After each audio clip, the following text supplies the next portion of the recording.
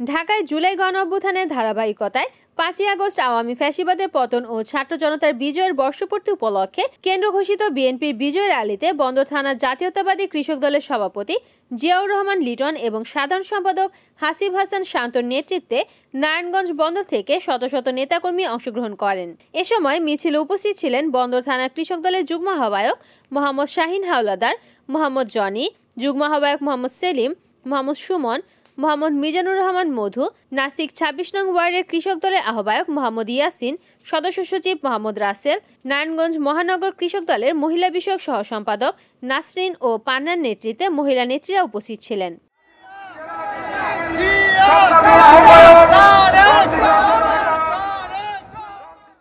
Report করেছেন মেহেদী হাসান প্রান্ত, NN TV, Narayanganj.